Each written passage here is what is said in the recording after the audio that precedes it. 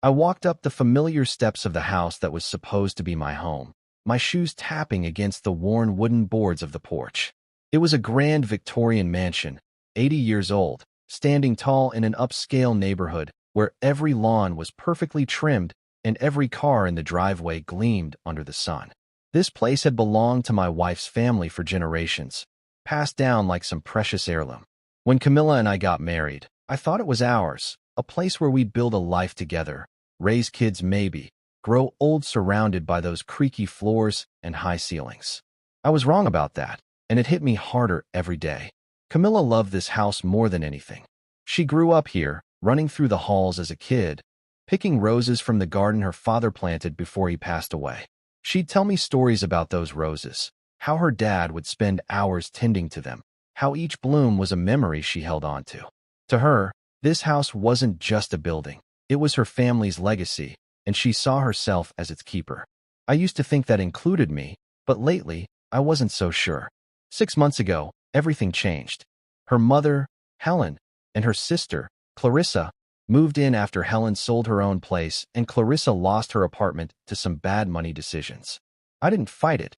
Family's family, right? But ever since they showed up, I'd been feeling less like a husband and more like a tenant, someone who paid the bills but didn't belong. I'm a financial consultant, pulling in a good salary, enough to keep the lights on and the fridge stocked in this big, old house. It's not like I'm struggling. I work long hours, crunch numbers, help people plan their futures. But when I come home, it's like I'm stepping into someone else's world.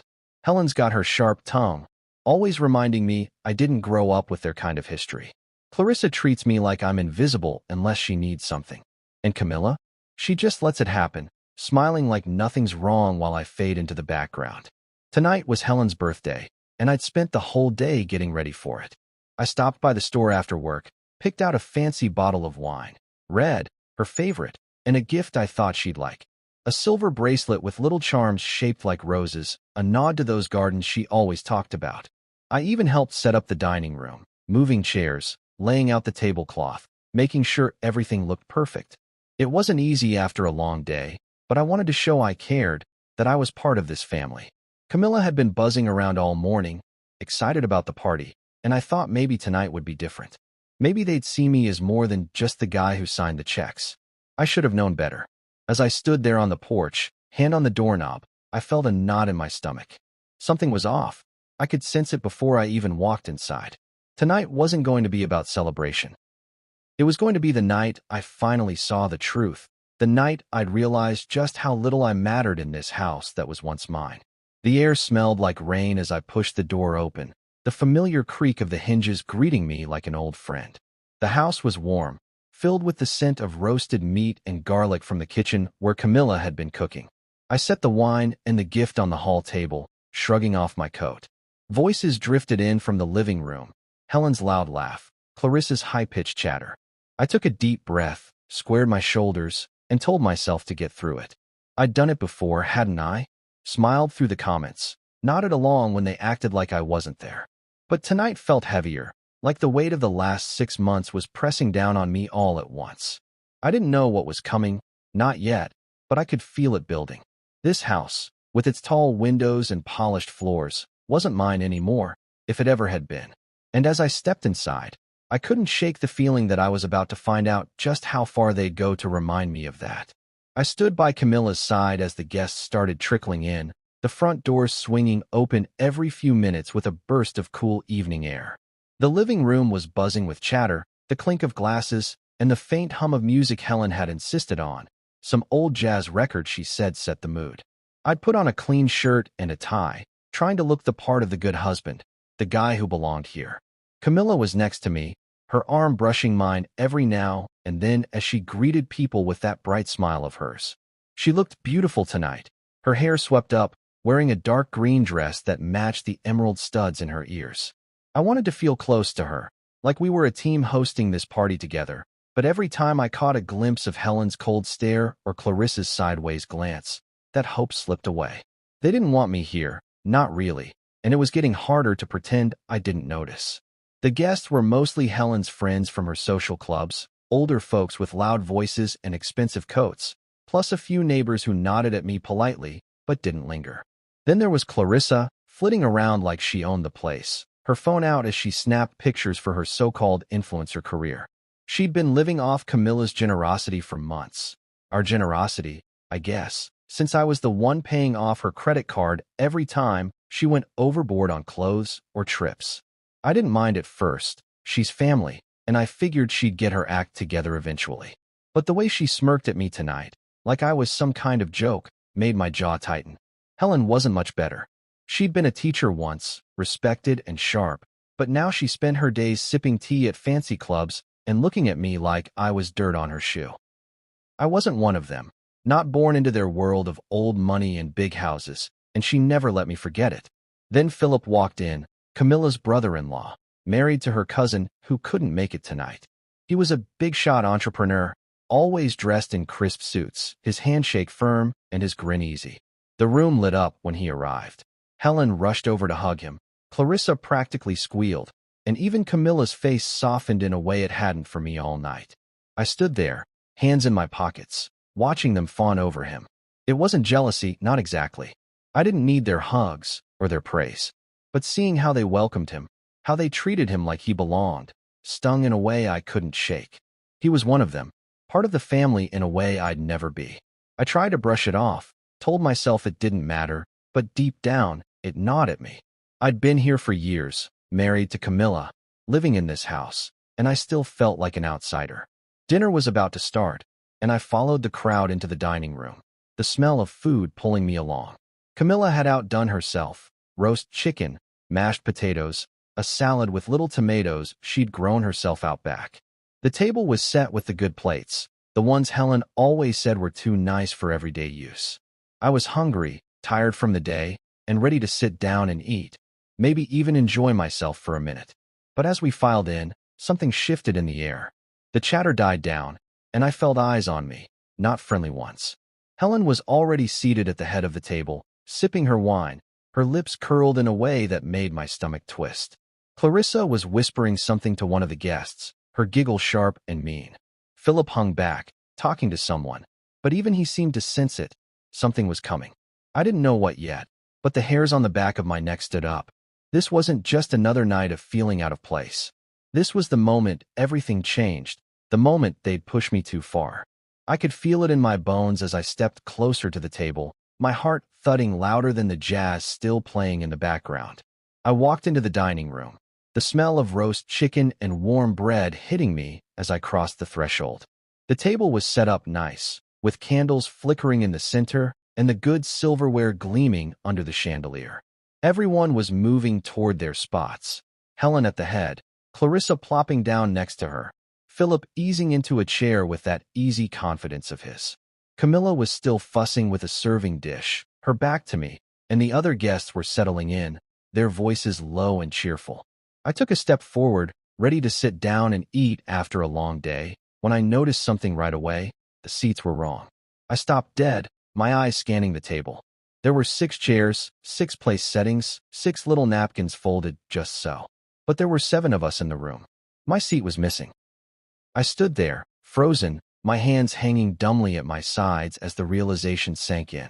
I counted again, just to be sure, but it was the same, 6 chairs, 7 people. No spot for me. The chatter around the table didn't stop. No one seemed to notice I was still standing. Then Camilla turned around, carrying a bowl of mashed potatoes, and caught my eye. "Oh," she said, her voice light and sweet, like she was surprised. "Isn't there the right number of seats?" She smiled as she said it, but there was something in her eyes, amusement, maybe, or something colder. Before I could answer, a ripple of laughter spread around the table. Helen smirked, her wine glass halfway to her lips, like this was the funniest thing she'd seen all night. Clarissa didn't even try to hide it. She giggled loud and sharp, covering her mouth with her hand like a kid who'd pulled a prank. Even Philip, who I'd thought was decent, let out a quiet chuckle, his head dipping as he tried to play it off. My stomach twisted hard, like someone had punched me. This wasn't an accident. They planned it, set up the table to leave me out, to make me the butt of their little joke. I looked at Camilla again, waiting for her to say something, to fix it, to tell them to knock it off. She was my wife, after all, the woman I'd married, the one I'd stood by through everything. But she just stood there, holding that bowl, her smile not fading. In that moment, I saw her clear as day. Not the woman I'd loved, not the one I'd built a life with, but someone else. Someone who'd let this happen, who'd maybe even helped set it up. The laughter kept going, bouncing off the walls, and I felt heat creeping up my neck, my hands clenching into fists. I wasn't hungry anymore. I wasn't tired. I was mad, madder than I'd been in a long time. And something else too. Hurt, maybe, or just fed up. I took a step back from the table, the wood floor creaking under my shoe. The laughter started to die down, like they'd finally noticed I wasn't playing along. I looked at each of them, Helen with her smug grin, Clarissa still smirking, Philip avoiding my eyes now, and Camilla, standing there like nothing was wrong. I guess I'm not part of the family, I said, my voice low but steady. It wasn't loud, wasn't a yell, but it cut through the room like a knife. No one said anything back. Helen's smirk slipped a little, and Clarissa's eyes widened, but Camilla just stared at me, her smile gone. I didn't wait for an answer. I turned and walked away, my footsteps heavy on the floor, heading for the stairs. The dining room went quiet behind me, the clatter of plates and voices gone. I didn't look back. I didn't need to. I'd seen enough, felt enough. This house, these people, they'd made it clear where I stood, and it wasn't with them. As I climbed the stairs, my mind was racing, but one thing was solid. I wasn't going to let this slide. Not tonight, not ever again. The laughter stopped the moment I left the dining room, like someone had flipped a switch and killed the sound. I could feel their eyes on my back as I walked out, but I didn't turn around. I didn't want to see Camilla's face, or Helen's smirk, or Clarissa's stupid giggle frozen in place. My shoes hit the hardwood floor hard as I made my way to the stairs, each step echoing in the big, quiet house. The air felt thick, heavy with the smell of dinner I wouldn't be eating, and my chest was tight, like I couldn't get a full breath. I climbed the stairs slow, one hand on the banister, the wood smooth and cool under my palm. I wasn't shaking, wasn't falling apart, but something was shifting inside me. For the first time in months, maybe years, I felt clear, like a fog had lifted and I could finally see what was right in front of me. I got to the top of the stairs and headed for our bedroom, the one Camilla and I shared, though it hadn't felt like ours in a long time. The door was half open, and I pushed it wider, stepping inside. The bed was made, the pillows fluffed, everything neat like it always was. Camilla's doing, not mine. I stood there for a second, looking at it all.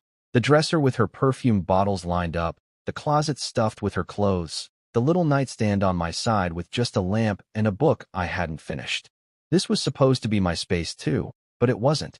Not anymore. Downstairs, they'd made that clear. They expected me to take it, to sit there quietly while they laughed, to swallow the disrespect like I always did. For months, they'd been pushing me out, little by little. Helen with her comments about my job, Clarissa with her endless demands, Camilla with her silence. And now this. No seat at the table, no place for me. They thought I'd just nod and go along, like some obedient dog they could kick whenever they felt like it. They were wrong. I paced the room, my mind spinning but sharp. They didn't know me, not the real me. They saw a guy who paid the bills, who came home tired and kept his mouth shut. They didn't see the part of me that got mad, that fought back when it mattered. I let it slide too long, told myself it was easier to keep the peace, to keep Camilla happy. But tonight wasn't about peace anymore. That missing chair wasn't just a mistake. It was a message, and I'd heard it loud and clear. They wanted me gone, erased from this house, from their perfect little family picture. Fine, if that's how they wanted it. I'd show them I wasn't some pushover they could toss aside. I stopped pacing and grabbed my phone off the nightstand, my thumb hovering over the screen. I needed someone in my corner, someone who'd get it, who'd stand by me no matter what. There was only one person I could call. I scrolled to Adrian's number, my brother, my rock.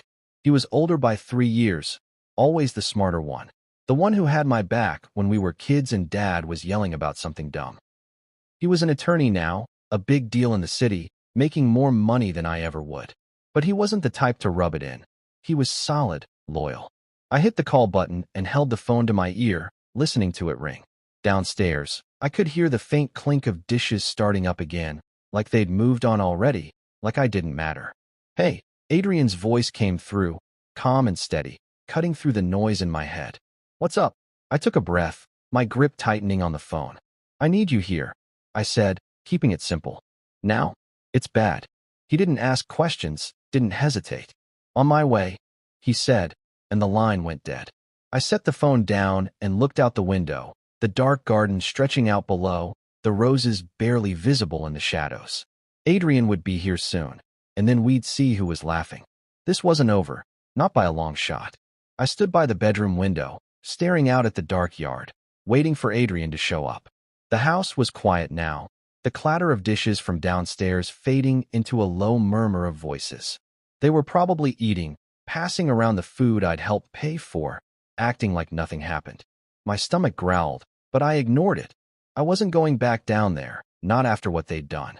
The clock on the nightstand said it had been 20 minutes since I called Adrian, and I knew he'd be fast. He lived maybe 15 miles away, in a sleek condo downtown, and he drove like he owned the road. I could almost picture him now, tossing on his jacket, grabbing his keys, his jaw set the way it got when he was ready to handle something big. I needed that tonight, his calm, his strength. My hands were still clenched, my mind racing with everything I'd seen at that table, but knowing he was coming settled me a little. The headlights cut through the dark first, swinging into the driveway with a flash that lit up the rose bushes. I heard the engine cut off, the car door slam, and then the sharp tap of his shoes on the porch steps. Adrian didn't mess around, he never did.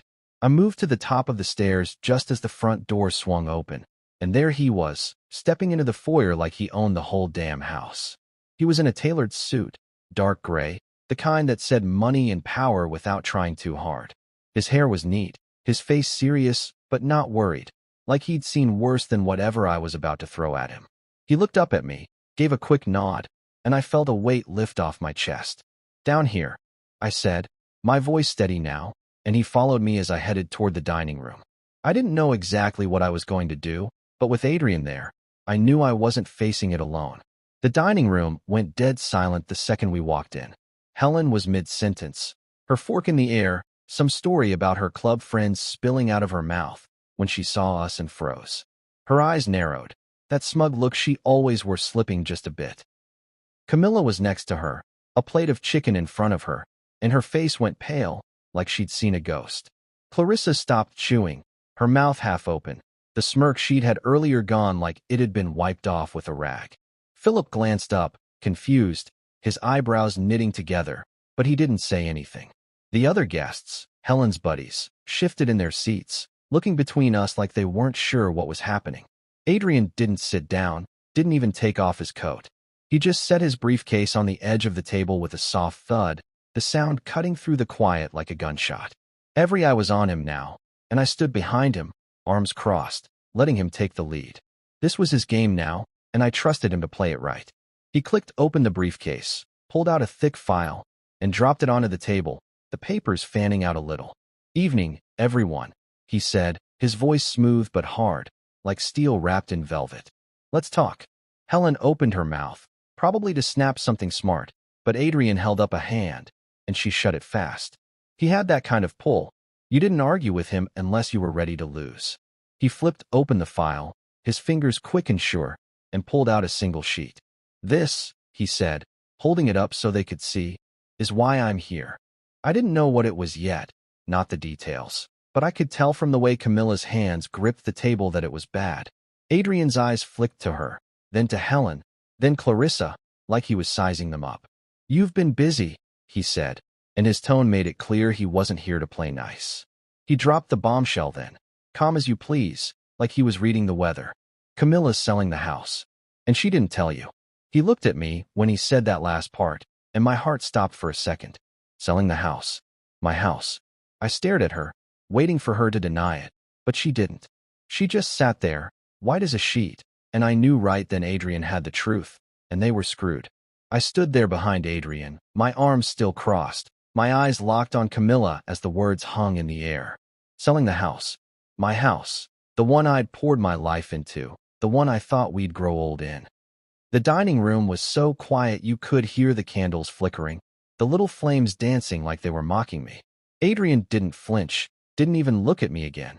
He just kept going, his voice steady as he flipped open that file and pulled out a contract. "Let's make this quick," he said, holding it up so everyone could see the black ink and official stamps. This is a sale agreement signed by Camilla 2 weeks ago. She's been working with a developer to turn this place into luxury condos.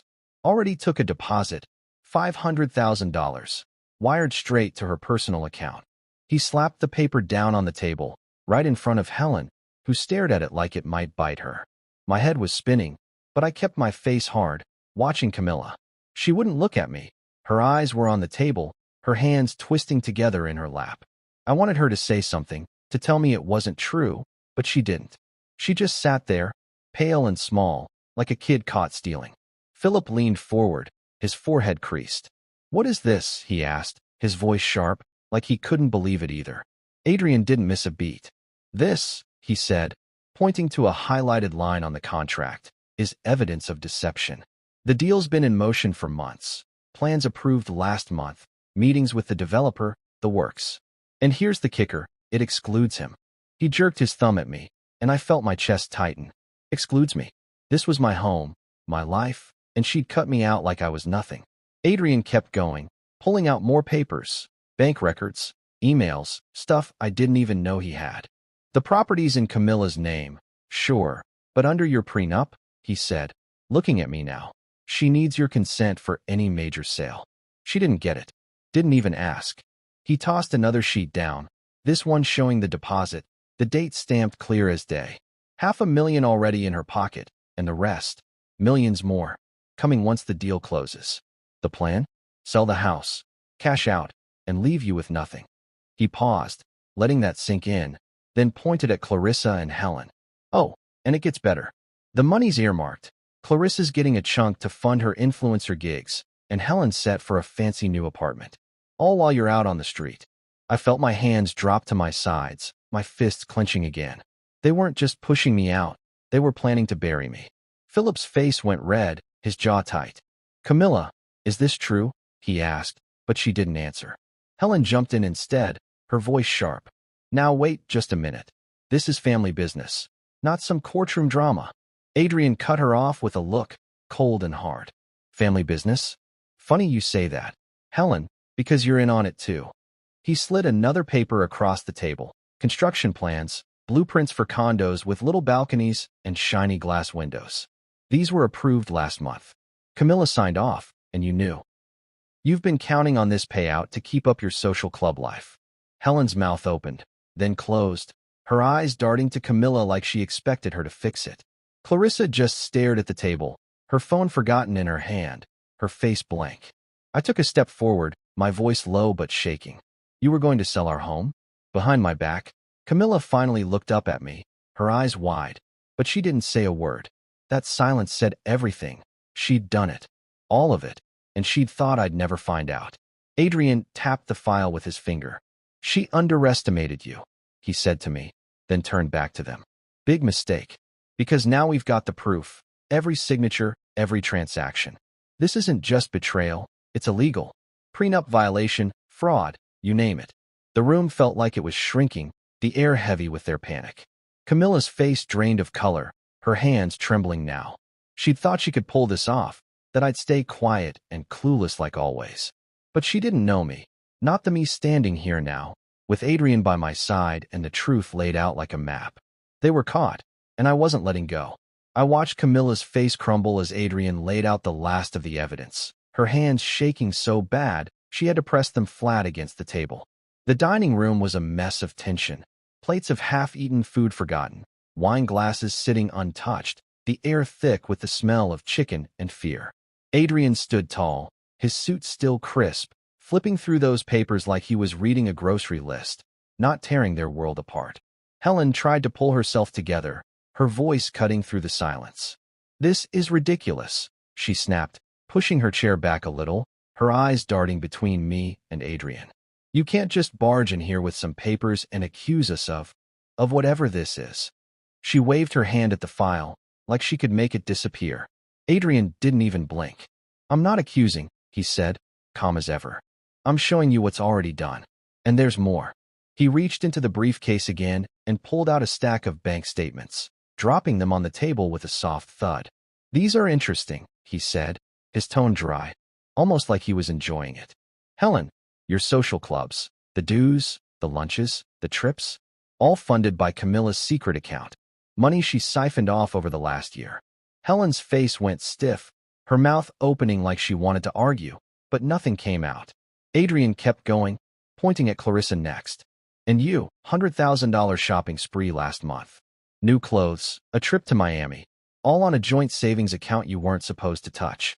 My brother's money. Clarissa's eyes went wide, her phone slipping from her hand onto the table with a clatter. I didn't. I mean, Camilla said it was fine, she stammered, looking at her sister like she'd save her. Camilla just stared at the floor, her lips pressed tight. I felt my blood boiling, my hands clenched so hard my knuckles ached.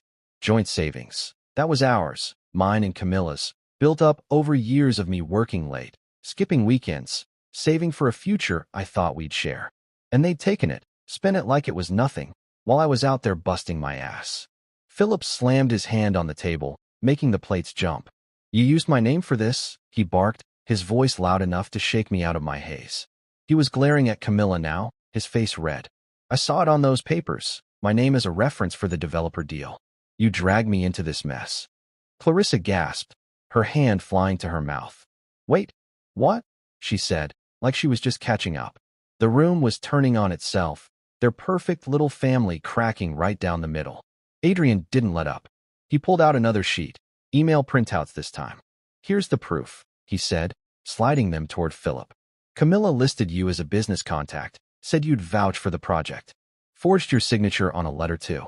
Philip snatched the paper, his eyes scanning it fast, and I saw his jaw tighten. This is bullshit, he muttered, throwing it down. I never agreed to this. You lied to me, Camilla, all of you. He looked at Helen and Clarissa too, his disgust plain as day. Helen tried to jump in again. Philip, darling, it's not what it looks like, but he cut her off. Don't darling me, he snapped. You've been playing games with my name, my reputation. I'm done. I took a step closer to the table, my voice low but steady. You stole from me, I said, looking at Camilla first, then Helen, then Clarissa. You planned to sell my home, take my money, and leave me with nothing. And you thought I'd just sit here and take it? Camilla finally looked up, her eyes wet, but I didn't care. She'd lost the right to my sympathy the second she signed that deal. Adrian tapped the bank statements. It's all here, he said. Every penny they took, every lie they told. The developer's deposit, the savings account withdrawals, enough to bury them in court if we push it. The guests, Helen's club friends, were whispering now, shifting in their seats, looking anywhere but at us. The whole room was falling apart, their smug little world crashing down around them. Clarissa started crying, big messy sobs, but it didn't move me. Helen's face was red, her hands gripping the table like she could hold herself together. Philip stood up, shoving his chair back. I'm out, he said, grabbing his coat from the back of the seat. You're on your own with this. He stormed out, the front door slamming behind him. The sound echoed, and I felt something shift inside me. Relief, maybe, or just the start of something new. They'd built this perfect family on lies, on my back, and now it was done. Adrian looked at me, gave a small nod, and I knew we'd won this round. They weren't just caught, they were finished. I stood there in the dining room, the chaos settling into a heavy quiet after Philip stormed out, the front door's slam still ringing in my ears. Adrian was next to me, closing his briefcase with a sharp click, his face calm like he'd just finished a day at the office. The table was a mess, papers scattered, plates of cold food, wine glasses tipped over from when Clarissa knocked hers in her crying fit. Helen was slumped in her chair, her hands in her lap, staring at the bank statements like they'd burn her if she touched them. Clarissa was sniffling, wiping her nose with a napkin, her mascara streaked down her face. And Camilla, my wife, the woman I'd loved for years, was just sitting there, her head down, her shoulders shaking a little. I didn't feel sorry for her. Not anymore. She'd made her choice, and now it was my turn. I reached into my pocket and pulled out the stack of papers I'd grabbed from the bedroom before Adrian got here. Divorce papers, ones I'd had sitting in a drawer for months, just in case. I'd never wanted to use them, never thought it had come to this, but after tonight, I knew it was over. I stepped forward and slid them across the table toward Camilla, the sound of paper onward loud in the silence. This is done, I said, my voice steady, almost too calm. She looked up at me, her eyes red, her mouth opening like she wanted to argue. You wouldn't, she whispered, barely loud enough to hear.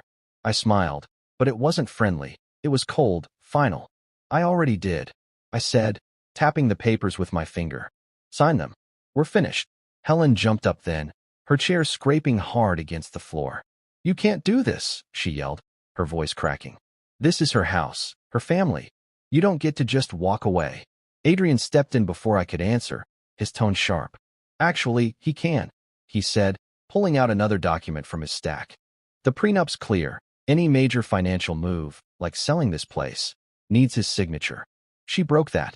Legally, the house is frozen until this gets sorted out. No sale, no money, nothing. He tossed the paper down, and Helen's face went white. She sat back down hard, like her legs gave out. Clarissa let out a wail, burying her face in her hands. What am I supposed to do now? She sobbed, but I didn't care. She'd spent my money like it was hers. She could figure it out. Camilla picked up the divorce papers, her hands trembling as she flipped through them. Please, she said, her voice small, looking at me like I might change my mind. We can talk about this. I didn't mean, I cut her off. You didn't mean to sell our home? To steal from me? To laugh in my face? I shook my head, stepping back. You meant every bit of it. You just didn't think I'd fight back. She started crying then, quiet tears rolling down her cheeks, but it didn't touch me. I'd spent years trying to make her happy, trying to fit into this family, and all I got was a missing chair and a knife in my back. I was done begging for a place here. Adrian put a hand on my shoulder, his grip firm. We've got everything we need, he said low, just for me. The house is locked down. No one's selling it until the courts figure it out. Their accounts are flagged too. Those secret ones? Gone. They can't touch a dime. I nodded, feeling a strange kind of peace settle over me.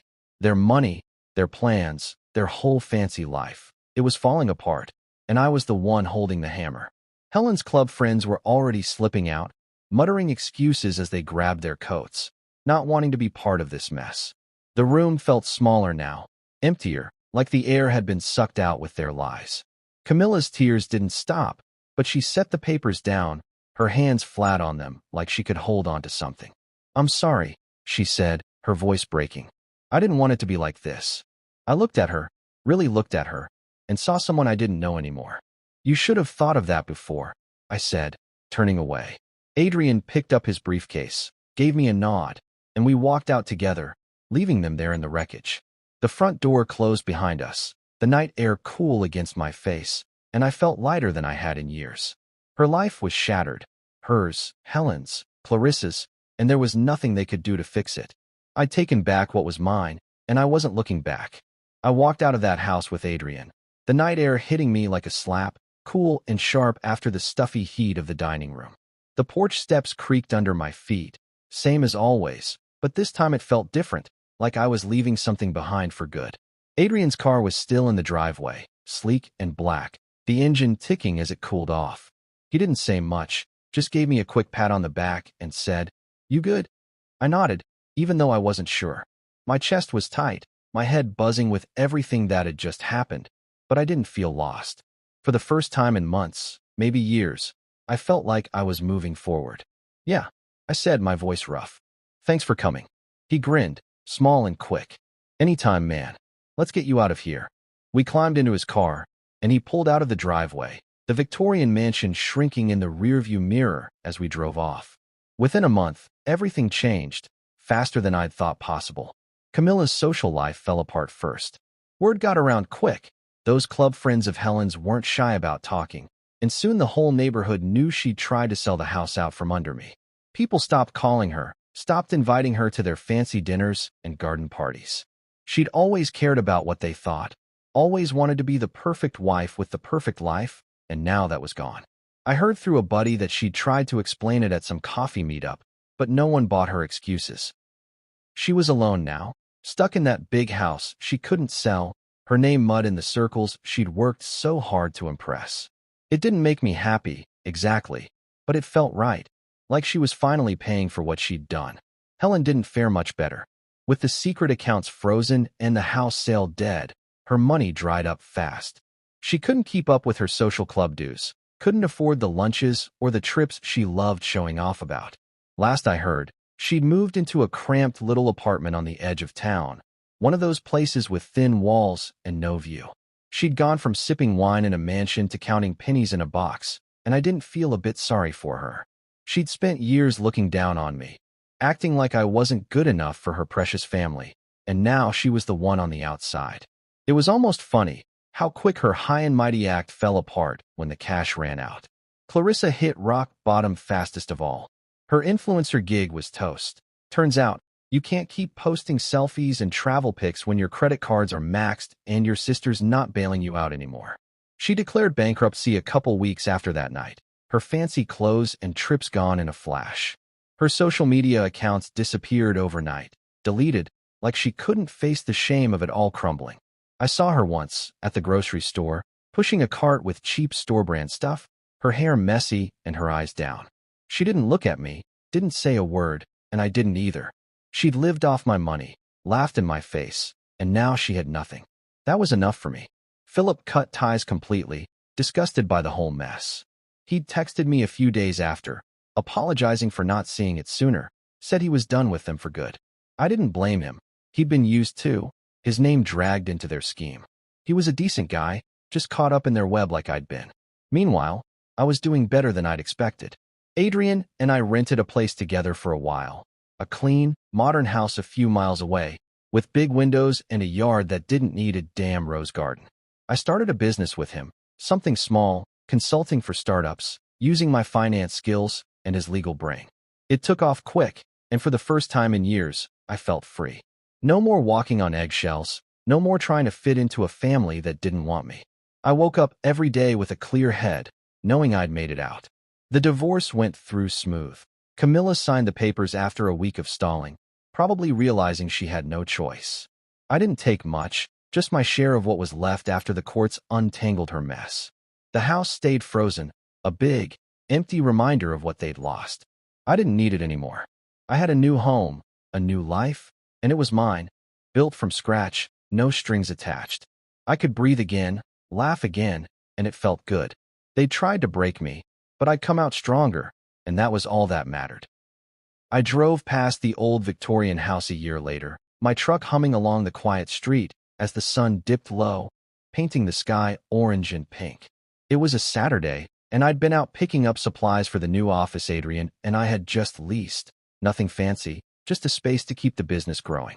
I hadn't planned to come this way, but something pulled me here, some itch to see what was left of the life I'd walked away from. The house came into view around the corner, its tall gables and wraparound porch still standing, but it didn't look the same. The paint was peeling now, flaking off in patches along the siding, and the windows were dark, no lights glowing behind the dusty glass. The rose garden out front, Camilla's pride, her dad's legacy, was a tangle of weeds and thorns, the blooms long gone, choked out by neglect. It wasn't my burden anymore, and seeing it like that felt like closing a book I'd stopped reading a long time ago. I slowed down, pulling to the curb across the street, and just sat there for a minute, engine idling. The neighborhood was still upscale, manicured lawns, shiny cars, but this house stuck out now, a sore thumb in the perfect row. I wondered if Camilla was still inside, rattling around in those big rooms alone. The divorce had finalized months back, and the courts had kept the property locked up, some legal mess about the developer deal she couldn't untangle. Last I'd heard, she was fighting to sell it, but no one wanted to touch it with all the liens and disputes tied to it. She'd lost everything else, her friends, her status, her family's little empire, and now the house was just a shell, a ghost of what it had been when I lived there. I didn't feel bad for her. She'd made her bed, and I wasn't the one lying in it anymore. The street was quiet, just a kid on a bike a few houses down, and the faint hum of a lawnmower somewhere. I leaned back in my seat, hands resting on the wheel, and let my mind drift. A year ago, I'd been standing in that dining room. No seat at the table, no place in their world. I'd felt small then, like I didn't matter, like they could erase me and move on. But they couldn't, not really. I'd walked away, built something new, and left them to pick up the pieces. Adrian and I were doing good. Our business was steady, pulling in clients every week, enough that I bought this truck outright, no loan, no debt. I had a place of my own now too, a small house with a porch and a yard, nothing grand, but it was mine. No roses, no history I didn't choose, just a fresh start. I thought about that night, the laughter, the way they'd looked at me like I was nothing. It still stung if I let it, but it didn't control me anymore. I'd taken back what they tried to steal, my pride, my peace, and I didn't need their approval to feel whole. Helen was still in her little apartment, last I checked, scraping by on whatever she could scrape together. Clarissa had moved out of state, chasing some new scheme that had probably flopped like the rest. Philip had stayed gone, true to his word, and I'd seen him once at a coffee shop, where he'd nodded at me like we were old friends. The family they'd built, the one they'd shut me out of, was dust now, scattered by their own greed. I didn't gloat about it, it just was. The sun sank lower, shadows stretching across the street, and I tapped my fingers on the wheel. This house, this relic of a life I'd left, didn't matter anymore. It had been a cage once, a place where I'd tried to fit, tried to belong, but I didn't need it. I didn't need their table, their chairs, their fake smiles. I'd found my own seat somewhere else, one I'd made myself, and it fit me better than anything they could have offered. I put the truck in gear, ready to pull away, and caught my reflection in the side mirror. Older, maybe, but steadier, surer. I smiled, just a little, and it felt real. As I drove off, the house faded behind me, swallowed up by the dusk. I didn't look back, not because I couldn't, but because I didn't want to. That chapter was done, and I had no regrets. The road ahead was open, the air cool through the cracked window, and I turned up the radio, letting the music fill the cab. I was free, and that was enough.